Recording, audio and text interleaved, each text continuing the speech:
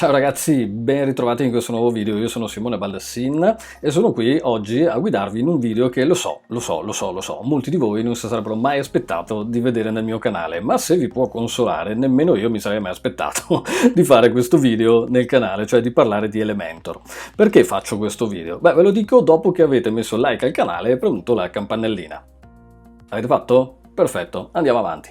Allora, faccio questo video su Elementor anche se non è uno strumento che normalmente io utilizzo quotidianamente nel mio lavoro, perché lo utilizzo invece abbastanza quotidianamente ai corsi di digital marketing che tengo a Veneto Formazione, perché questo è uno strumento molto potente e molto versatile che utilizziamo a scuola per insegnare ai ragazzi che non stanno facendo un corso per imparare a fare siti web come crearsi le loro strutture.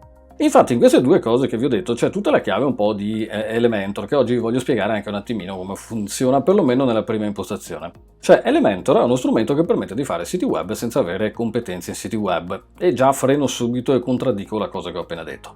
Allora, ha due pro e due contro fondamentali secondo me. Il primo pro è determinato dal fatto che è uno strumento molto potente, perché permette di far fare qualsiasi cosa, ok, all'interno di un sito web. E il secondo pro è che è uno strumento molto versatile, quindi permette a quasi chiunque con un po' di pazienza e un po' di buona volontà nel formarsi di fare qualsiasi cosa all'interno di un sito web, ok? D'altra parte ha anche due grandi contro secondo me. Il primo grande contro è che è uno strumento molto potente, cioè quindi permette di fare un sacco di cose, lavora pesantemente dentro il core e soprattutto vincola molto le strutture al suo utilizzo, cioè una volta disabilitato non è che possiamo mantenere in piedi quelle strutture, se iniziamo a usarlo con il sito dobbiamo continuare a utilizzarlo con tutti gli annessi e connessi che potrebbero derivare. Genera molto codice, è diventato molto più pesante rispetto a anni fa, questa è una critica che ho sentito dire dai più che lo utilizzavano, quindi non ve lo posso dare come una cosa certa assodata da me. Il secondo grande contro, secondo me, è determinato dal fatto che è uno strumento molto versatile. Anche in questo caso vado a contraddire i pro. Perché? Essendo uno strumento estremamente versatile, permette appunto di far fare a chiunque non abbia competenze dei siti web, o perlomeno dei tentativi di sito web. Però è talmente versatile che il rischio di fare grossi disastri se non si hanno le competenze ovviamente è all'ordine del giorno. Ed è quello che succede abbastanza regolarmente quando si ragiona sempre nell'ottica che grazie a WordPress, ai page builder, eccetera, eccetera, ai temi premium, chiunque può fare un sito. A riprova di ciò voglio anche dirvi, cioè, e questo probabilmente ve ne siete accorti, sto leggendo in questi giorni che è uscito non tantissimo tempo fa, mentre sto registrando è uscito da 3-4 giorni, io ho già aggiornato tutti i siti dei miei clienti a 5.5 di WordPress, nei temi custom fatti da me con i plugin gestiti in un certo modo, eccetera, eccetera, eccetera, io ho fatto gli aggiornamenti come sempre, non ho avuto nessun problema. Altrettanto non posso dire dalle cose che leggo ovviamente nei siti, nelle pagine Facebook del settore, dove moltissimi lamentano problematiche di siti che sono caduti, crashati, eccetera, eccetera. Questo per il solito principio che ovviamente chi fa determinati plugin o vende determinati premi non segue le linee guida di WordPress ufficiali e quindi di conseguenza non è tenuto a tenere conto di quelle che sono le dinamiche che invece vengono messe sul piatto dagli sviluppatori di WordPress quando vanno a realizzare una nuova versione. Chiusa parentesi dicendo quanto sono fighi i temi custom, andiamo a vedere come effettivamente Elementor si può andare come si suol dire, può comunicare tranquillamente anche con dei temi custom. Infatti anche il mio tema in primis supporta perfettamente Elementor.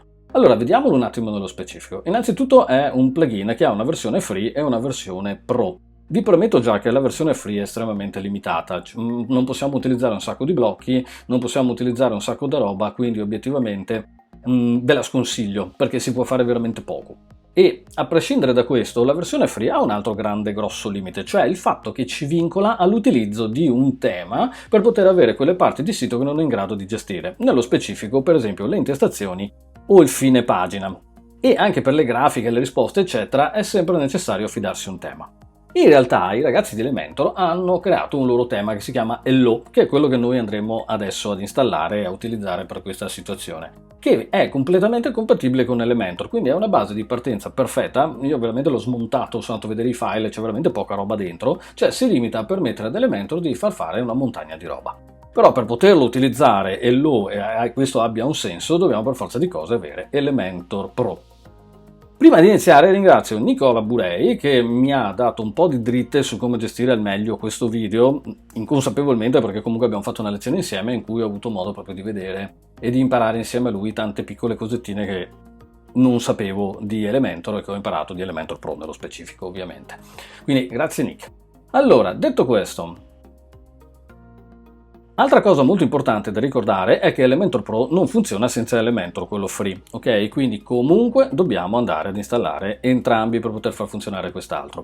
Ho già installato Hello Team, ok? Lo trovate nella repo di WordPress, è gratuito, e ho già installato anche l'aggiornamento 5.5 in questa versione, quindi ce l'andiamo a giocare Elementor direttamente dentro la nuova versione di WordPress con il Gutenberg aggiornato, con la XML, con la sitemap nativa, con il lazy loading, cos'altro ci hanno messo, gli aggiornamenti automatici, eccetera, è tutto quello che nasce di nuovo, i nuovi blocchi, nuove funzionalità, nuove variabili di programmazione, anche ho letto se non sbaglio, per agganciarsi al $args. Per chi sa di cosa sto parlando, ovviamente. Insomma, c'è un po' di cose che sto ancora scoprendo. Probabilmente quando pubblicherò questo video le avrò già viste nello specifico queste cose. Ho aggiornato giusto ieri o 2 giorni fa, il mio tema a questa nuova versione.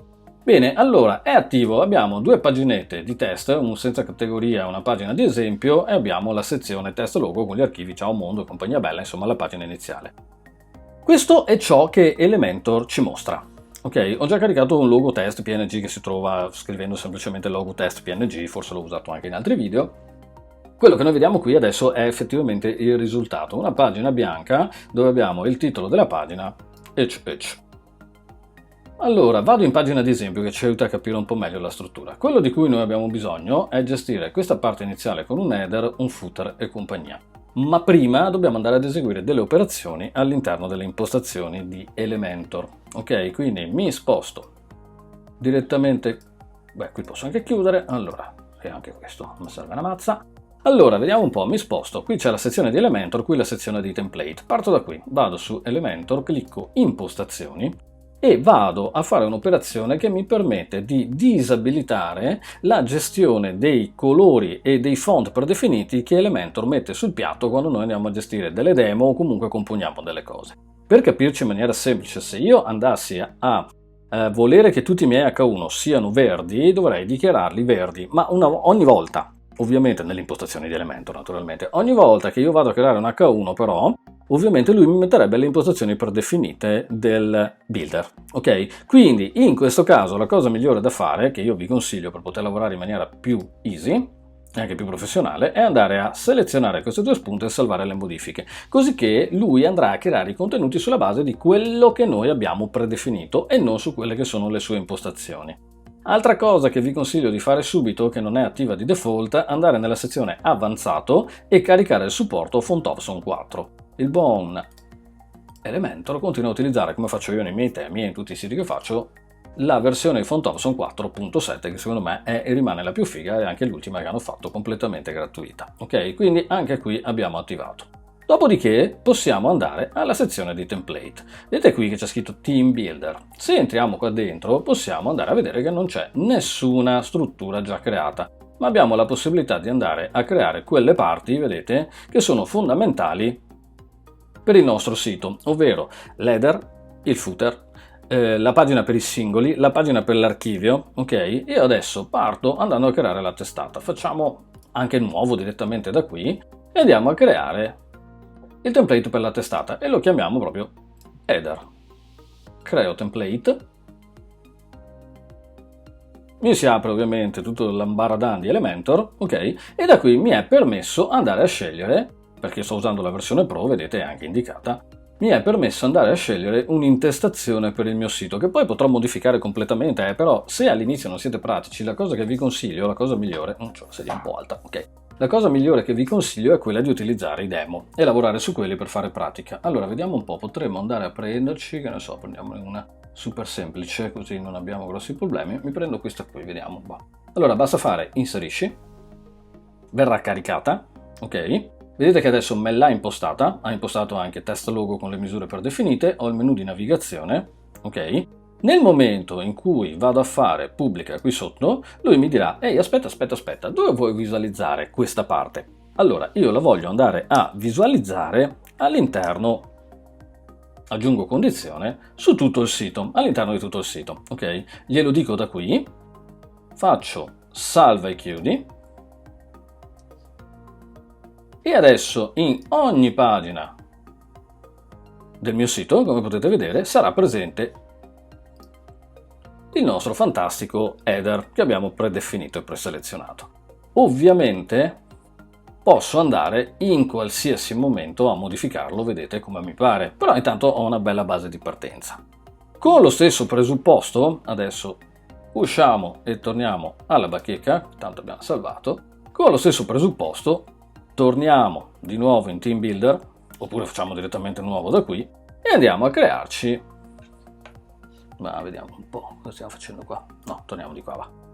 Allora, header, vedete, da qui è di nuovo modificabile, adesso possiamo fare nuovo template, andiamo a selezionare il template che vogliamo, gli diciamo che vogliamo che sia il piedi pagina e lo chiamiamo naturalmente footer, ok? Facciamo crea template e anche in questo caso possiamo andare a caricare una serie di template predefiniti, adesso vediamo, cercando di avere anche un minimo di coerenza con quello che stiamo facendo. Ovviamente io adesso vediamo un po', potremmo prendere uno anche in questo caso super easy, tanto per non avere grossi problemi. Andiamo, prendo questo qui, ok, facciamo inserisci, importa impostazioni del documento,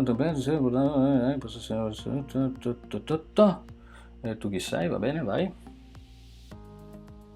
Adesso lui va a importare, vedete, e abbiamo caricato, bruttino effettivamente, ma va bene, giusto per capire, il nostro footer. A questo punto facciamo anche in questo caso pubblica, gli diciamo aggiungi condizione, e anche questo lo voglio visualizzare in tutto il sito. Vi premetto che possiamo anche andare a definire altre cose, ok? La condizione tutto il sito mi permette di fare salva e chiudi, e anche in questo caso ho preparato la mia struttura che ha l'header e il footer fisso. Bene, questa parte non è possibile farla utilizzando solo la versione free, quindi è fondamentale per noi utilizzare la versione pro per poter andare a gestire queste cose. E anche in questo caso è possibile per noi andare a definire completamente poi tutta la grafica in base alle dinamiche che ci interessano. Possiamo modificare, come potete vedere, praticamente qualsiasi cosa, ok? Questa è per una prima strutturazione. Adesso esco di nuovo da qui e posso anche chiudere volendo, ok? E andiamo a vedere un altro paio di opzioni, impostazioni che vi possono essere utili per la gestione.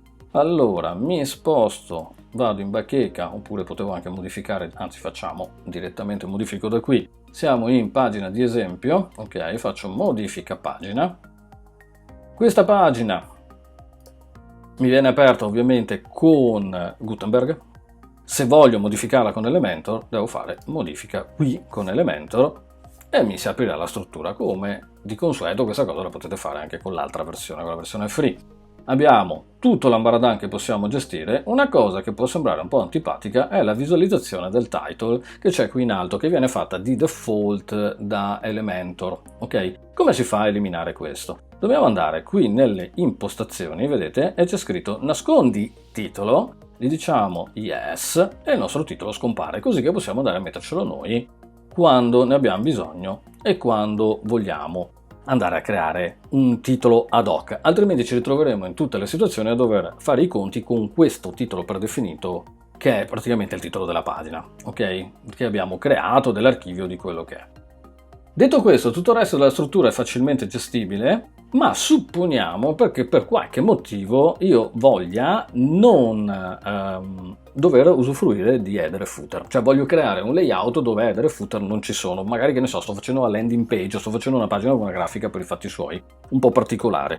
Come funziona in questo caso? Beh, posso modificare queste occorrenze grazie alla sezione di layout pagina, che poi troviamo anche dentro all'interno delle pagine quando andiamo a gestire con Gutenberg. Ok, questo è il predefinito, quindi va a prendersi completamente la struttura che abbiamo preparato con i vari predefiniti del caso. Se volessi potrei andare a utilizzare Elementor Canvas, vedete, e lui mi andrà a creare una pagina completamente vuota dove l'unica cosa che andiamo a gestire sono i contenuti che facciamo noi, cioè la svincoliamo dall'header e il footer presenti all'interno della sezione Elementor che abbiamo creato prima con i vari template di pagina. Ok, aspettate un attimo, vado a vedere se mi sono dimenticato qualcosa, ma mi sembra proprio di no. Ok, bene, l'ultima cosa che voglio farvi vedere, che può capitare e vi può tornare molto utile, perlomeno inizialmente come struttura, è quella di andare a determinare un template per gli archivi, che in questo caso potrebbe essere semplicemente la home page. Allora, se io vado, esci, non voglio salvare, rientro di qua, torno in bacheca Se vado nella sezione template team builder di nuovo e vado a creare un nuovo template, posso andare a selezionare la possibilità di avere un template per l'archivio, ok? Andare, qui lo posso chiamare archive, tipo, creare un template, e anche questa volta lui mi aiuterà a creare una struttura di partenza dove poter andare a recuperare quelli che sono gli ultimi articoli. Adesso se io volessi andare a prendere, la prendo semplicissima, prendiamo questa qua per esempio, ok? La vado a vedere un attimo, lui mi dice guarda gli archivi te li faccio vedere così, ma sta benissimo, faccio inserisci, la butto dentro, ok? Aspetto un attimo e vedete che la mia struttura, vado a pubblicare. Dove vuoi visualizzare il tuo template? In tutti gli archivi. Perché mi chiede in tutti gli archivi? Perché volendo posso anche andare a definire anche gli archivi filtrati, ok? Perché non è detto che io voglia avere la stessa grafica per tutti gli archivi. Attenzione che l'esperienza utente e tutto l'ambaradan di cose che bisogna sapere prevedono che comunque ci sia un minimo di continuità. Infatti io adesso sto mettendo dei pezzi a caso, ok? Però ricordatevi che è importantissimo e fondamentale fare le cose con criterio e in maniera corretta e utile alla causa. Qui adesso andiamo a definire tutti gli archivi, perché ci va bene così, salviamo e chiudiamo. Nel momento in cui torno di qua e andiamo in pagina iniziale, dovrei già poter vedere, vedete, il mio bel bloggettone, e poi posso andare a recuperare anche negli archivi delle categorie, vedete ho la stessa identica struttura, dove ovviamente step by step posso andare a modificare tutto. Detto questo, allora, cose di cui dobbiamo tenere conto. Che per fare un sito non basta utilizzare questi strumenti, cioè qui ci sono tutta una sequenza infinita di dinamiche che ci permettono di andare un attimino a dover sapere dove mettiamo le mani e come mettiamo le mani, cioè non possiamo pensare di fare a caso, perché altrimenti creeremo discontinuità sia a livello grafica sia a livello di esperienza utente nella creazione dei contenuti. Quindi il principio che vi dicevo prima è proprio questo. Cioè non basta utilizzare questi strumenti, il fatto che ci permettono di fare tante cose non è sufficiente a pensare che possiamo farle. Prima bisogna studiare un progetto, un layout e tutto il resto, e continuo a battere il battere il ferro, il ferro su questa cosa qui. Ok? Vi ricordo che io non faccio tagli su questi video qua, dove ci sono anch'io, se no non esco più, già sono lunghissimi. Quindi alla fine della fiera questo è ciò che potete fare con Elementor Pro come base di partenza, ok? Per tutto il resto ovviamente bisogna studiare, formarsi per creare delle strutture che funzionano e che diano dei risultati e che abbiano anche un senso, ok? Quindi detto questo, io vi saluto e vi ringrazio, vi ho già detto di mettere like, cliccare di qua, cliccare di là, continua questa lunga serie di video molto lunghi rispetto a quello che sono i miei piccoli tutorial, come li ha chiamati qualcuno. Io vi aspetto tra qualche settimana, grazie mille per avermi seguito, see you next time!